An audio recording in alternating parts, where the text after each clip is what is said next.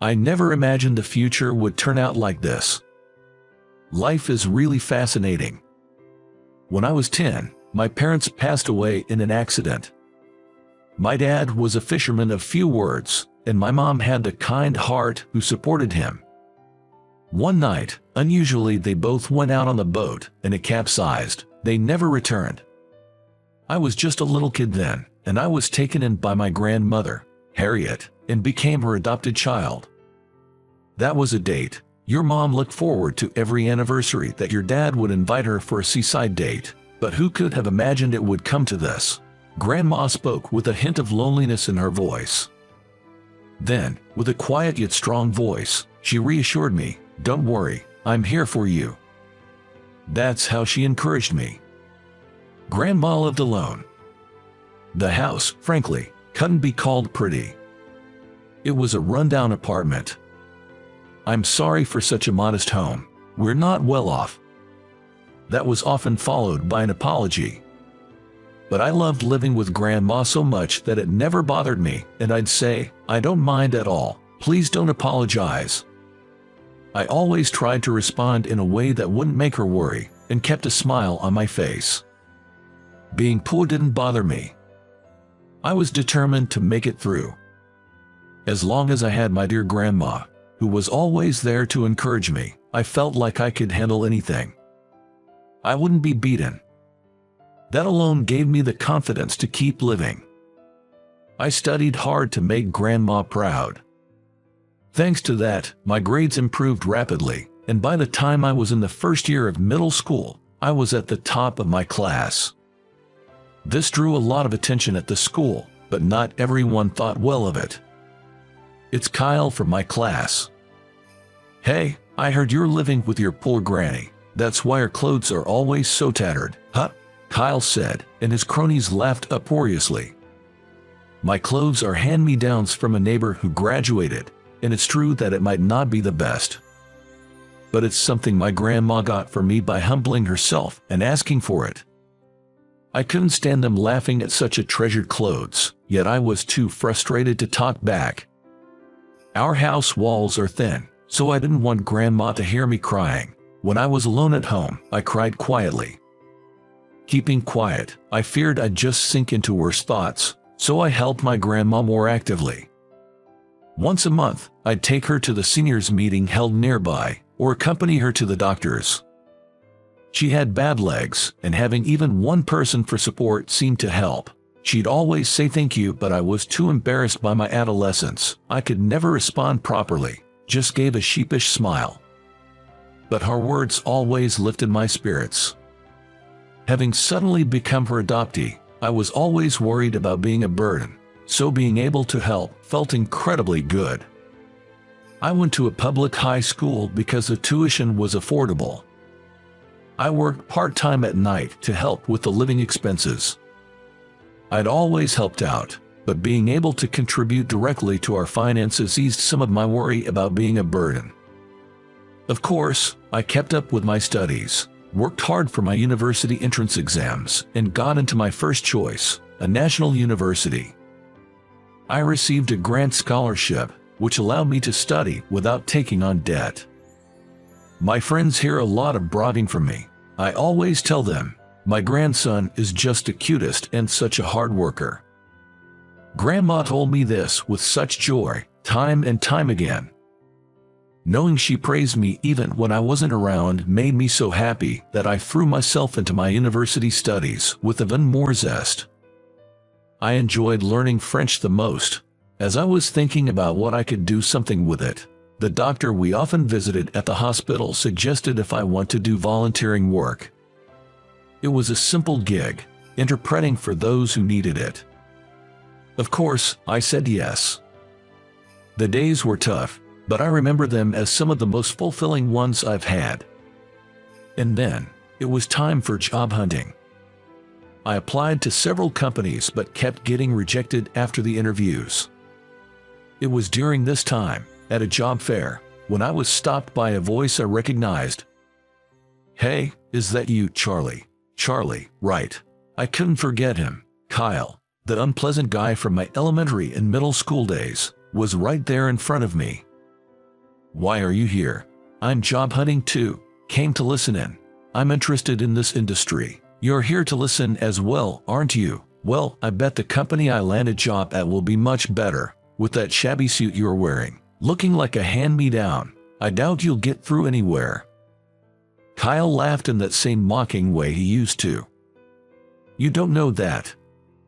I was able to talk back this time, something I couldn't do before, but he just said, "Look at you talking back. You've gotten pretty bold," and sneered sarcastically. Nothing seemed to have changed about him. As luck would have it, I kept running into Kyle at the booths thereafter. Every time was an unpleasant experience with his teasing. To think I'd still have to put up with this as an adult. As I walked home feeling frustrated, "Charlie, what's wrong? You seem down." Grandma was there to welcome me with a worried look. "No, it's nothing. Just got a bit tired from listening to all the company presentations." I managed a smile to cover it up. Then, Grandma brought out some delicious-looking dishes from the kitchen. "This is beef stew. I got it from a seniors gathering and it was so good. I wanted you to try it, so I asked for the recipe. You've always loved it since you were little. Eating something you like might cheer you up. You've been having fast food too much lately. You should have some homemade meals once in a while." She said this as she served me salad and bread too. Maybe because I've lived with Grandma, I always loved homemade cuisine. Thank you. Today's meal looked incredibly delicious. I took my time enjoying the taste of a home-cooked meal after so long. Once I leave this house, I might not get to enjoy this kind of homemade food again. That thought crossed my mind. If I get a job, I plan to live on my own. Somehow, these ordinary days felt irreplaceable. I wondered what Grandma would do without me. Will I be comfortable on my own? Or perhaps, will she feel lonely? Her bad legs make going out a struggle, I wonder.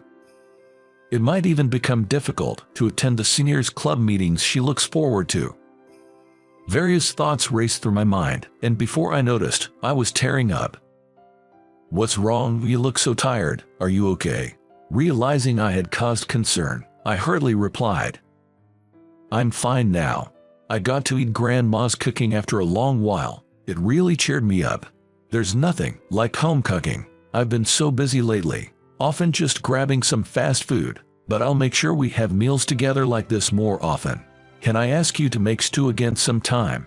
Hearing this, Grandma seemed a little relieved. "Of course, nothing makes me happier than seeing you enjoy my food. Take care of yourself and keep at it." Thanks to Grandma's kindness, I felt a bit better. The job hunting continued, with interviews day in and day out, and I often bumped into Kyle. He always had something to say, but I tried my best not to let it bother me. On the day I finished an interview at my first choice company, I ran into him again. "Still hadn't got an offer. That's pitiful," Kyle said with a sneer. I figured he was in the same boat with job hunting, but I didn't want to engage in a pointless argument, so I decided to just leave without a word. But Kyle seemed to enjoy provoking me and kept going. "Still living with your poor grandma, even with her around. She must not be much help, just eating up your money." That was too much for me to bear. "Cut it out. She's the one who raised me. There's no way I'd think of her like that." I raised my voice, something I rarely do, and Kyle seemed taken aback for a moment. But he didn't back down and pressed on. "Come on, admit it. Deep down you must think she's a burden." I was shaking with anger. "Well, anyway, you'll fail today's interview, and I'll pass. Your suit looks cheap, and you lack any real charm. No decent company would take you. You're better off mowing lawns. That would suit you and your poor grandma." As Kyle made his declaration, a voice suddenly challenged, "Is that really what you believe?" From behind the interview room, an elderly gentleman in a black suit emerged. He looked to be in his 70s with his gray hair. I had a feeling I'd seen him somewhere before. "Ah, you are. That's right. I remember now." That face, I've seen it on the company's website. He was the CEO of the company. I heard that whole conversation. You seem to be making quite light of the elderly lady, huh? While giving Kyle a stern look, the CEO said. No, I mean. Kyle was flustered, but the CEO didn't listen. I've heard about how Charlie has lived since he was a child.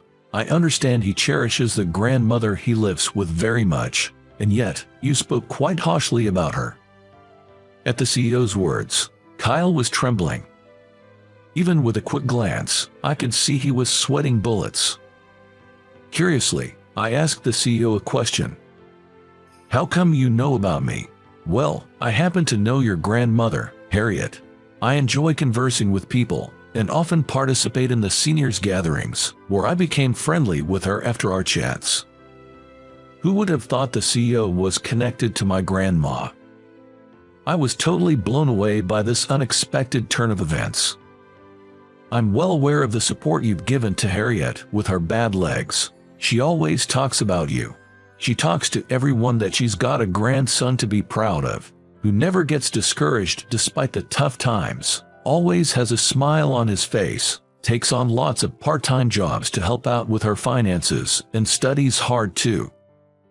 Is that so? I had no idea. Learning how highly my grandma spoke of me was both heartwarming and embarrassing. I almost felt like crying. Kyle, seeming out of place, didn't say a word and started to leave the scene. As for the interview results, Kyle, you're not hired. Charlie, you're hired. Kyle flinched at the CEO's voice. Does that mean it's because I badmouthed Charlie? Kyle looked like he was about to cry. It's more about the difference in skills. The universities you guys graduated from were almost at the same level. However, Charlie can speak advanced French. He even has experience as a medical interpreter, albeit as a volunteer. Our company is currently looking for someone who can do medical interpretation, and Charlie fits the bill perfectly. I was moved that the CEO knew even about the volunteering.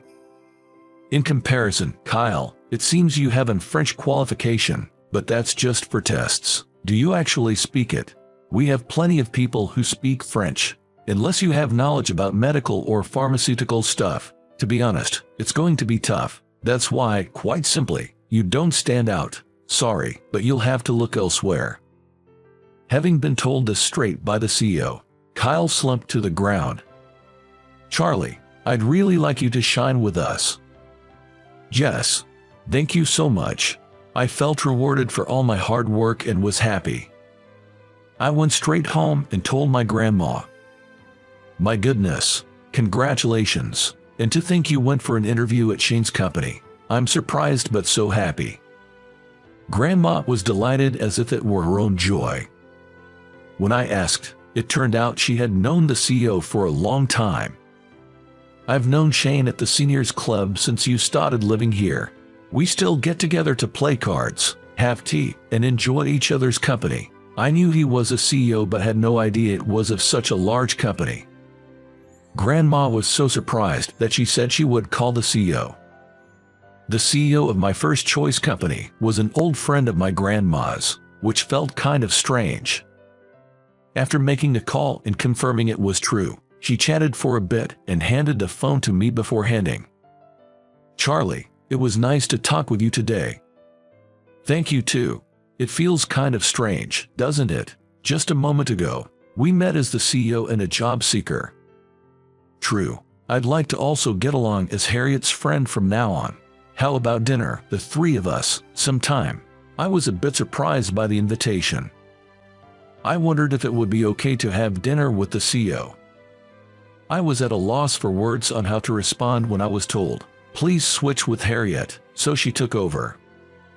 Upon hearing the CEO's suggestion, Grandma immediately agreed. That sounds lovely.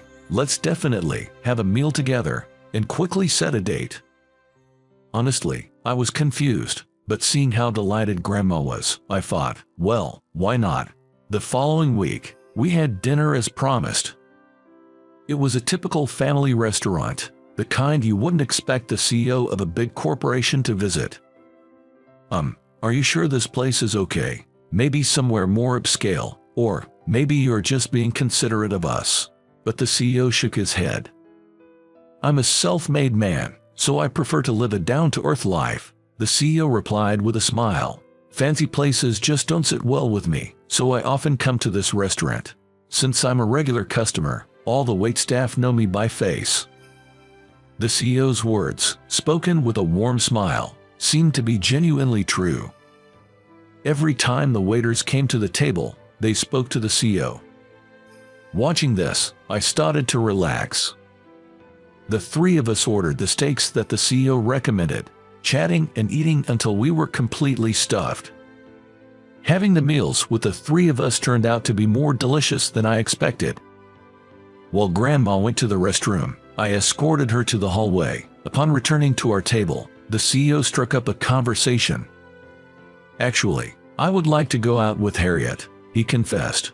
"It may seem strange at my age, but I'm serious. I've been alone since my wife passed away 10 years ago. Embarrassingly, I'm a bit stubborn and occasionally get into arguments, but Harriet always treats me with kindness. If I've had a falling out with my friends, she mediates and helps us reconcile. I've never met anyone like her, so if I have your blessing, Charlie, like a son to me, I'd like to confess my feelings. What do you think?"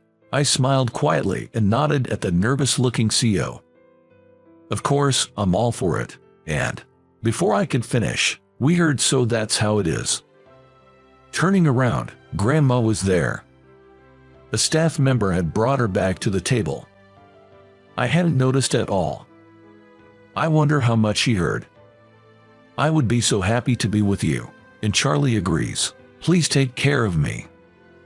With those words, Grandma was in tears. Though they never officially married, they've been living together. Their home is surprisingly modest for CEOs, but seeing Grandma so happy makes me very glad. We still frequently go to that family restaurant for meals. My job is going well too, as a corporate interpreter. I'm heading off to another day at the job, and seeing Grandma's happy face motivates me to keep up the good work.